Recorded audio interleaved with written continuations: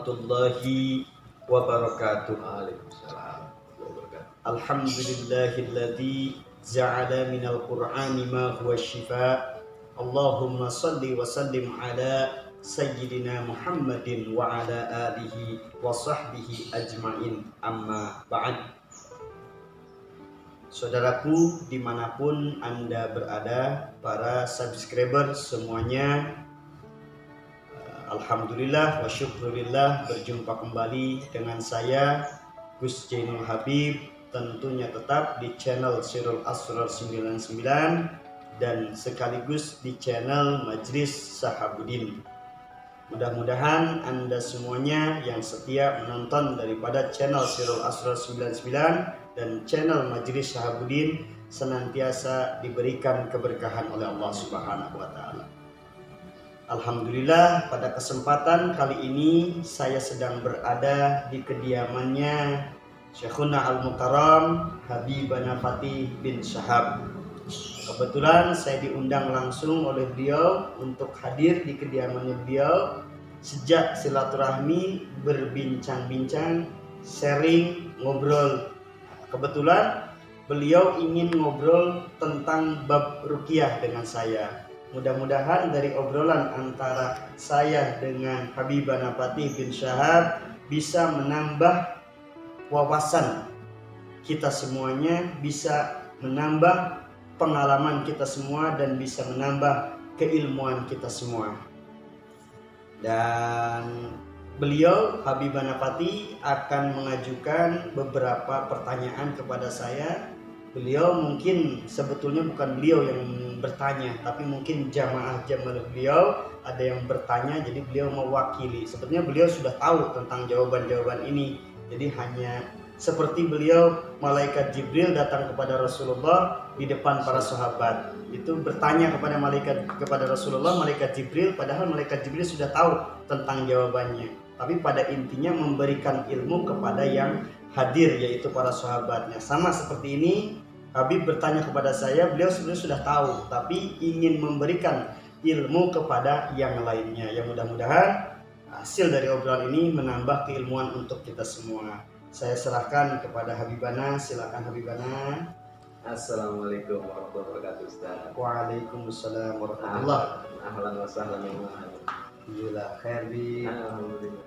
Keluarga sehat semua. Alhamdulillah. Terima kasih nih atas waktunya udah sampai di rumah kita ini. Sama-sama. Insya Allah kapanpun saya dipanggil Habib, karena saya cinta kepada Rasulullah, cinta kepada dzurriyyah Rasulullah. Insya Allah saya akan usahakan untuk datang memenuhi panggilan Habib. Jazakallah khairan katsiran. Sama-sama Habib. Mudah-mudahan pertemuan kita menjadi wasilah turunnya keberkahan. Amin. Gini Ustaz, jadi emang ana undang antum ke rumah ya mewakili juga daripada jamaah kita ataupun para YouTubers dari channel kita masing-masing. Jadi pertanyaan yang pertama itu, tapi jangan bosan Tat ya kalau banyak nanya ini. Enggak apa-apa. Insya Allah jadi manfaat buat semuanya. Yang pertama tuh, arti dari kata ruqyah itu apa Ustaz? Saya coba jawab ya. Iya, mohon. Arti daripada ruqyah atau makna ruqyah, saya pernah membaca keterangan Syekh Ibnu Hajar Asqalaini berkata, yang dimaksud dengan ruqyah itu ialah ar-ruqyatu kalamun yustasfa bihi min kulli arid. Ar-ruqyatu, ruqyah itu kalau kata Ibnu Hajar Asqalaini, ar-ruqyatu, ruqyah itu kalamun, sebuah kalam atau sebuah ucapan atau sebuah rangkaian kalimat-kalimat yang dikhususkan yustasfa untuk kesembuhan seseorang, min kulli arid, dari setiap gangguan atau dari segala macam gangguan, baik gangguan yang disebabkan oleh penyakit atau gangguan-gangguan yang lainnya, baik berupa gangguan penyakit medis maupun penyakit non medis. Jadi pada intinya ruqyah itu sebuah ucapan yang diucapkan untuk kesembuhan seseorang yang sedang mengalami gangguan. Nah, mungkin seperti itu Habib, sedikit tentang penjelasan masalah arti daripada ruqyah itu. Terima kasih Ustaz. Lalu pertanyaan yang selanjutnya nih Ustaz.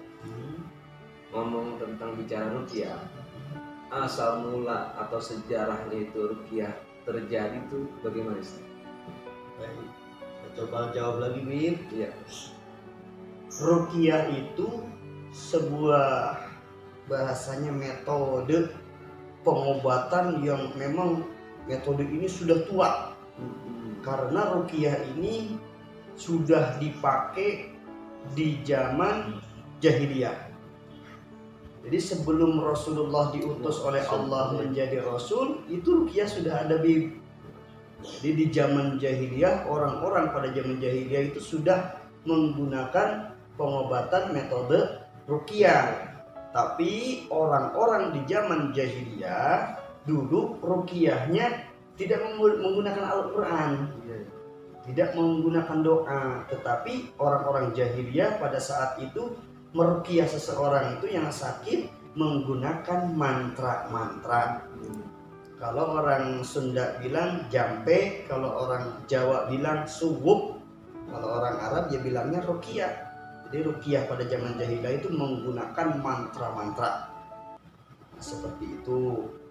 Dan ketika Rasulullah SAW sudah diutus oleh Allah menjadi Rasul dan beliau sudah menerima wahyu, menerima mukjizat berupa ayat-ayat suci Al-Quran, berupa Al-Quranul Karim, akhirnya ruqyah pun berubah.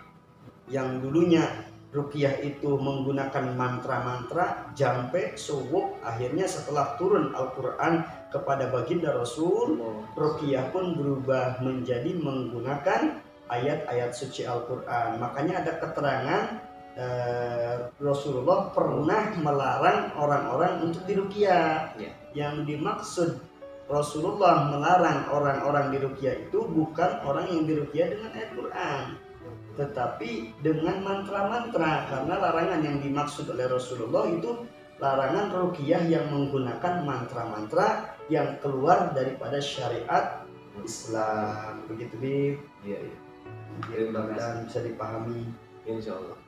Lalu Ustaz, tadi udah terjawab itu ruqyah zaman dulu tuh dengan jampe mantra, terus hadirnya Islam, Rasulullah itu berubah jadi bernuansa Islami. Nah, selanjutnya nih Ustaz, pertanyaannya, kira-kira dari ruqyah tersebut, metode ruqyah tersebut, ini penyakit-penyakit apa aja yang bisa terobati? Jadi kalau kita bertanya penyakit apa saja yang bisa disembuhkan oleh ruqyah, itu sebenarnya kita ambil aja ayat Quran yang sudah jelas. Firman Allah Subhanahu wa taala di dalam Al-Qur'an, Allah berfirman, "Wa nunajjilu minal Qur'ani ma huwa syifaa'un wa rahmatul lil mu'minin." Kata Allah, "Wa nunajjilu minal Qur'ani," dan senantiasa kami menurunkan sebagian daripada Al-Quran, ma huwa syifa, sesuatu yang menjadi penawar, sesuatu yang menjadi penyembuh, atau sesuatu yang menjadi obat, wa rahmatul lil mu'minin, dan sekaligus menjadi rahmat bagi orang-orang yang beriman.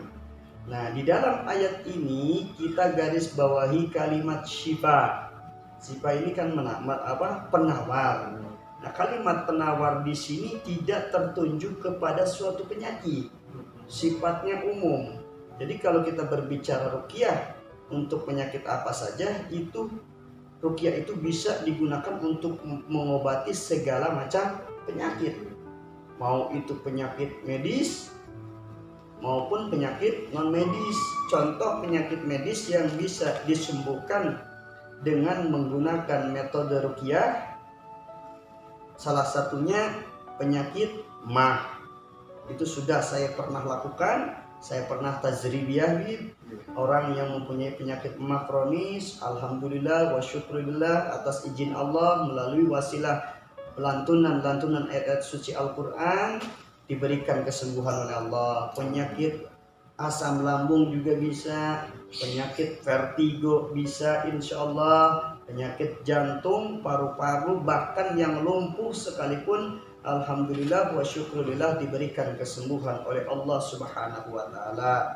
Kalau kita berpikir penyakit medis aja bisa disembuhkan dengan lantunan ayat-ayat Al-Quran, sudah otomatis penyakit non medis pasti lebih bisa disembuhkan melalui bacaan-bacaan atau lantunan-lantunan ayat-ayat suci Al-Quran.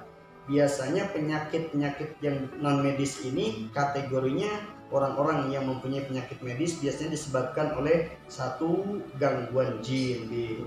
Gangguan jin ini bisa jinnya suka kepada orang tersebut, akhirnya jin itu menimbulkan penyakit atau menimbulkan kemudaratan kepada orang yang disukai oleh jin tersebut. Ada juga jin yang diperintah, yang dikendalikan oleh seseorang untuk berbuat zalim kepada orang lain. Nah kalau yang gini mah jinnya itu termasuk berarti ilmu sihir, jin sihir, jin yang diperintah untuk menyihir. Nah, itu gangguan non medis seperti itu. Ada juga yang gangguan non medis berupa santet, tenun dan lain yang semacam seperti itulah. Lalu ada lagi penyakit non medis yang disebabkan oleh gangguan ain. Tapi kalau gangguan ain biasanya cenderung mengganggu kepada anak-anak.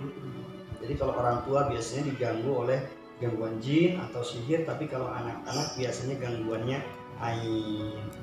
Kalau kita lihat biasanya orang yang paling gampang kena penyakit non medis ini biasanya orang-orang yang mempunyai kelemahan di dalam keimanannya, orang yang malas beribadah kepada Allah, biasanya seperti itu. Jadi diambil kesimpulannya tentang pertanyaan Habib, ruqyah dengan menggunakan wasilah ayat-ayat suci Al-Quran itu tidak terpaku pada suatu penyakit, tapi insya Allah atas izin Allah semua penyakit bisa disembuhkan melalui wasilah lantunan ayat-ayat suci Al-Quran atau ruqyah. Mungkin seperti itu Habib, mudah-mudahan bermanfaat. Ada lagi? Masya Allah, Masya Allah, Allahu Akbar.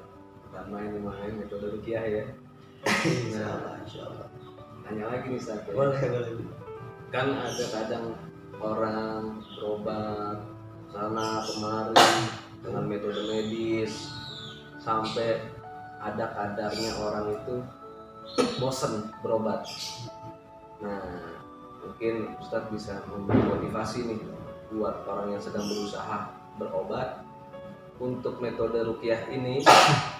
Jaminan untuk kesembuhannya itu seperti apa Ustaz? Membangkitkan motivasi nih orang yang lagi putus asa berobat Ustaz untuk pakai metode ruqyah. Udah Ustaz. Baik, saya jawab kembali pertanyaan Habib. Jadi pertanyaan Habib mungkin seperti ini yang saya tangkap ya. Apakah ada jaminan ketika seseorang berobat dengan ruqyah, dan bagaimana cara menimbulkan keyakinan atau semangat seseorang yang sedang mempunyai gangguan penyakit seperti ya Habib? Saya jawab. Jadi kalau kita berbicara tentang jaminan kesembuhan, itu saya pribadi sebagai peruqyah Habib tidak mempunyai kekuasaan untuk menjamin kesembuhan atas diri seseorang, karena saya hanya sebatas wasilah, sebatas perantara. Kalau kata orang Sunda bilang hanya sebatas cukang lantara. Yang memberikan kesembuhan atas seseorang yang menderita gangguan penyakit, baik penyakit medis maupun penyakit non medis, yang memberikan jaminan kesembuhan hanya Allah Subhanahu wa taala. Hal ini sudah ditegaskan oleh Allah Subhanahu wa taala di dalam firman-Nya, di dalam kitab suci Al-Qur'an. Allah menegaskan, wa idza maridtu fahuwa yasbin, dan apabila aku sakit, bahwa maka dialah Allah yasbin, yang memberikan kesembuhan. Jadi saya sebagai peruqyah hanya sebatas wasilah, Bib. Ya, ya. Dokter yang mengobati penyakit-penyakit medis sama, mereka juga hanya sebatas wasilah, yang memberikan kesembuhan hanya Allah. Bahkan Al-Qur'anul Karim pun yang saya gunakan untuk meruqyah, Al-Qur'an sendiri hanya sebatas wasilah. Yang menjamin kesembuhan, yang memberikan kesembuhan hanyalah Allah Subhanahu wa taala. Tetapi apabila kita mempunyai keyakinan yang sangat kuat terhadap Allah, bahwa Allah lah yang memberikan kesembuhan kepada setiap orang yang sakit, lalu diiringi dengan kita yakin kepada kitab suci Al-Quran, bahwa Al-Quran itu sebagai syifa, lalu kita berobat dengan metode ruqyah menggunakan ayat-ayat Quran, insya Allah biidznillah orang tersebut akan diberikan kesembuhan. Lalu memotivasi bagi orang-orang yang sakit, jangan putus asa. Jadi ketika kita sakit, kita tidak boleh putus asa, karena sesungguhnya ketika kita sakit itu sebetulnya dosa-dosa kita sedang dibersihkan. Jadi seseorang yang sakit itu sebagai kiparat untuk membersihkan dosa. Insya Allah seseorang yang sakit lalu dia sabar, maka kesabarannya itu menjadi penggugur atas dosa-dosanya. Jadi kita tidak boleh putus asa pada saat kita menderita suatu penyakit. Kita yakin kepada Allah, kita pasti akan diberikan kesembuhan. Tetapi selain kita yakin, kita juga wajib ikhtiar. Karena Imam Asy-Syafi'i pun beliau sangat menganjurkan, Imam Asy-Syafi'i sangat menganjurkan kepada orang-orang yang sakit itu disunahkan untuk berobat. Jadi disunahkan untuk berikhtiar. Silahkan ikhtiar boleh apa aja, asalkan jangan ikhtiar dengan sesuatu yang haram. Baginda Rasul sudah menegaskan, beliau juga menganjurkan ketika seseorang sakit, fatadawwa, maka berobatlah, kata Rasulullah. Wala tadawwa, dan janganlah kalian berobat biharamin, dengan sesuatu yang haram. Jadi kita wajib berikhtiar atas penyakit yang kita derita. Apabila kita menderita penyakit, tapi kita jangan pernah berobat dengan sesuatu yang haram, karena ini sangat dilarang oleh Allah Subhanahu wa taala. Masih banyak obat-obat yang halal, karena setiap penyakit itu pasti ada obatnya. Jadi Allah menurunkan penyakit itu sudah satu paket dengan obatnya. Dan hal ini pernah ditegaskan oleh baginda Rasul. Kata baginda Rasul, likulli da'in dawaun, setiap penyakit itu pasti ada obatnya. Apabila suatu penyakit cocok atau sinkron, apabila suatu penyakit cocok sinkron dengan obatnya, kata Rasulullah, baro'a biidznillah, maka sembuhlah itu penyakit, hilanglah itu penyakit. Jadi ketika kita mempunyai penyakit, kita sedang sakit, kita jangan pernah putus asa. Kita yakin kepada Allah, yakin atas ucapan Rasulullah, setiap penyakit itu pasti ada obatnya. Yang penting kita tetap ikhtiar untuk mencari obat yang pas untuk kita. Itu malam tadi yang bisa sampaikan. Masya Allah. Muhammad. Jadi semua penyakit itu pasti ada obatnya. Tinggal bagaimana orang yang mendapat penyakit itu sabar atau enggak menghadapinya. Betul. Ikhtiarnya sampai di mana dia berlanjut. Satu lagi nih Ustaz, pertanyaan ini boleh. Jadi metode ruqyah ini orang tahunya kan nuansa Islami. Apakah bisa dipakai untuk orang yang non muslim metode ruqyah ini? Satu itu. Kedua, saya pernah dengar juga nih Ustaz Al-Fakir dengar antara ruqyah ini ada yang hak, ada ruqyah batil. Nah, maksud dari ruqyah yang hak dan ruqyah yang batil itu seperti apa Ustaz? Saya coba jawab lagi. Tadi pertanyaan Habib, ruqyah ini bisa dirasakan atau bisa dimanfaatkan oleh orang muslim dan non muslim, itu Ya. bukannya Habib ya? Apakah bisa digunakan oleh orang muslim atau non muslim gitu. Kalau ruqyah, jadi pengobatan ruqyah dengan metode lantunan ayat suci Al-Quran, kalau untuk orang muslim sudah tentu bisa, insya Allah, selama orang muslim itu beriman kepada Allah Subhanahu wa Ta'ala. Ya, jadi di ayat Qur'annya juga sudah jelas lil mu'minin di situnya kan, bagi orang-orang yang beriman. Lalu di ayat yang lain juga Allah berfirman, ya ayyuhan nas qad ja'atkum mau'izatum mir rabbikum wa shifaa'un lima fis suduri wa hudan wa rahmatul lil mu'minin. Kata Allah, ya ayyuhan nas, wahai manusia, qad ja'atkum, sungguh telah datang kepada kalian, mau'izatum mir rabbikum, sebuah pelajaran dari Tuhannya kalian, wasyifa wa hudaw wa shifaa'ul lima fis sudur, dan petunjuk sekaligus penyembuh bagi sesuatu penyakit yang ada di dalam dada. Nah, itu kesananya kan ada kalimat lil mu'minin. Jadi Al-Qur'an ini bisa menjadi petunjuk, bisa menjadi obat lil mu'minin bagi orang-orang yang beriman. Jadi kalau orang yang beriman, muslim yang beriman, sudah pasti insya Allah bisa merasakan manfaat daripada ruqyah. Lalu pertanyaan yang keduanya tadi itu kan non muslim, ya. Apakah yang tidak beriman kepada Allah bisa merasakan ruqyah? Insya Allah tetap bisa.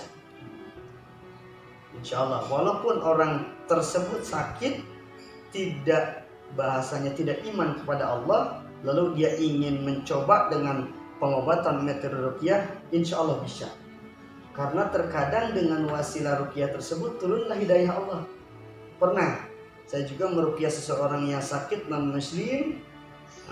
Beliau orang Bali yang sakit, lalu saya coba ruqyah di, alhamdulillah wa syukrulillah, melalui wasilah metode ruqyah yang saya gunakan, orang Bali tersebut diberikan kesembuhan oleh Allah dan sekaligus diberikan hidayah oleh Allah Subhanahu wa Ta'ala, bisa mengucapkan dua kalimat syahadat. Jadi satu paket itu orang, satu paket diberikan kemuliaan oleh Allah, diberikan kesembuhan sekaligus diberikan hidayah. Karena kan tadi di ayatnya hudaw wa syifa, petunjuk sekaligus penyembuh.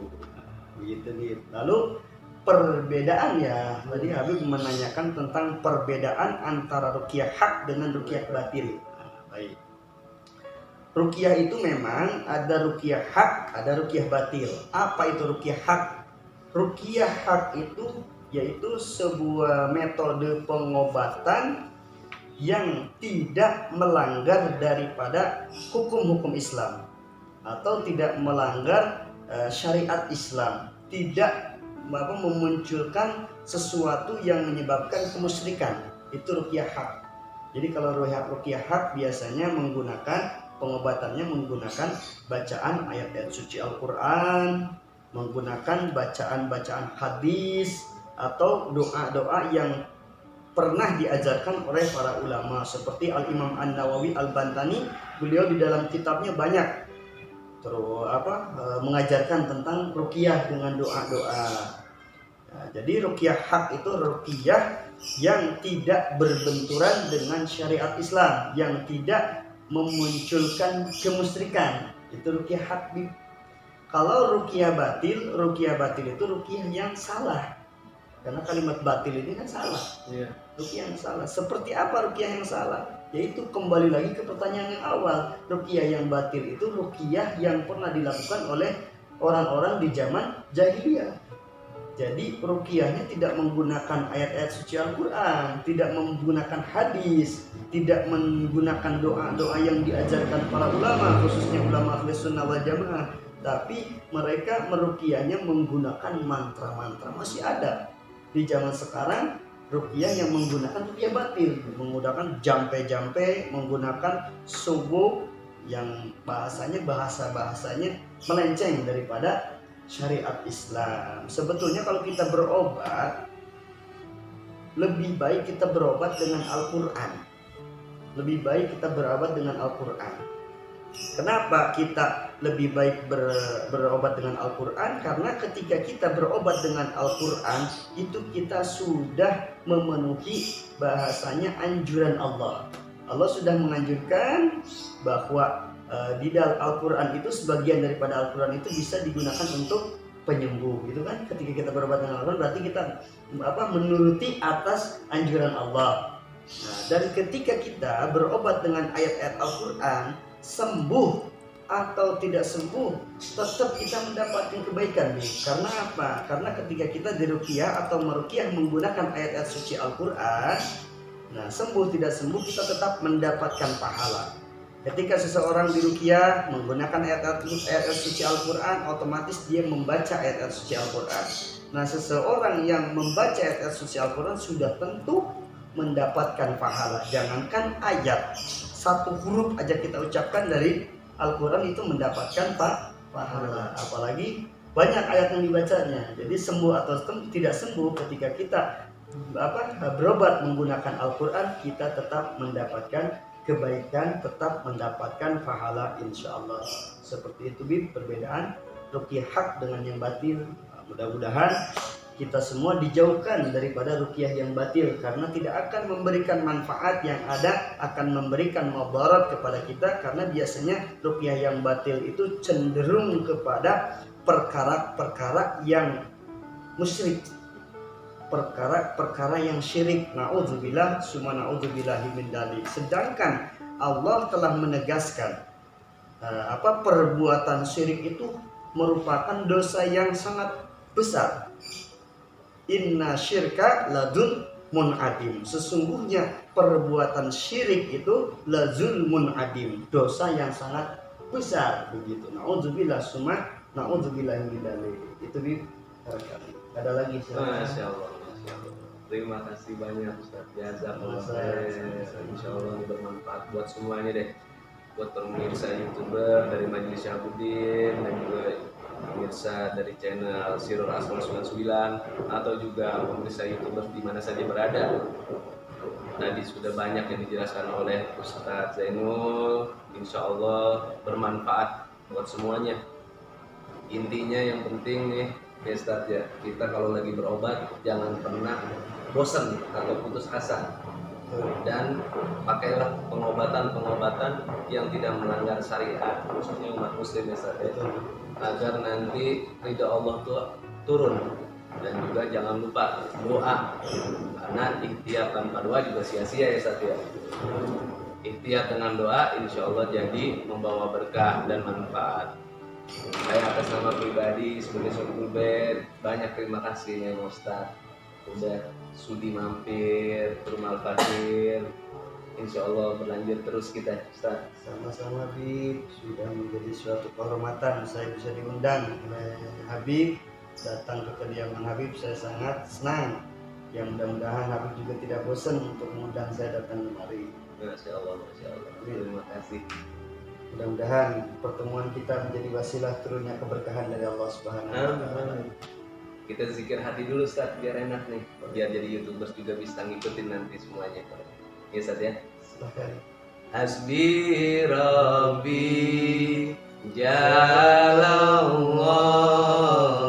ma fi qalbi ghairullah Nur Muhammad sallallahu la ilaha illallah hasbi rabbi jalallah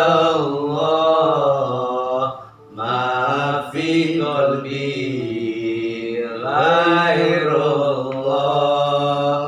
Nur Muhammad sallallahu la ilaha illallah hasbi rabbi jalallah ma fi qalbi ghairullah Nur Muhammad sallallahu la ilaha illallah Allahumma sholli wa sallim wa barik alaihi wa ala alihi. Terima kasih. Sama-sama Habib. Afwan, jazakallahu khair. mudah-mudahan sehat selalu. Sama-sama, minta maaf, minta ridhonya kalau ada kurang lebihnya. Sama-sama. Insya Allah bermanfaat. Waduh Ustaz. Oke. Begini itu perbincangan antara saya dengan Habib, mudah-mudahan menambah wawasan untuk kita semua dan mudah-mudahan menjadi wasilah kita mendapatkan ilmu yang bermanfaat dan mudah-mudahan menjadi motivasi bagi siapapun Anda yang sedang mempunyai penyakit. Dan saya doakan siapapun Anda, dimanapun Anda berada yang sedang mempunyai penyakit, yakinlah bahwa Allah akan memberikan kesembuhan untuk Anda semua. Dan jangan lupa teruslah berikhtiar, gunakan ayat-ayat suci Al-Quran untuk menjadi wasilah penyembuh atas penyakit-penyakit kita semua. Akhirul kalam, wallahul muwaffiq ila aqwamit thariq. Assalamualaikum warahmatullahi wabarakatuh. Waalaikumsalam warahmatullahi wabarakatuh.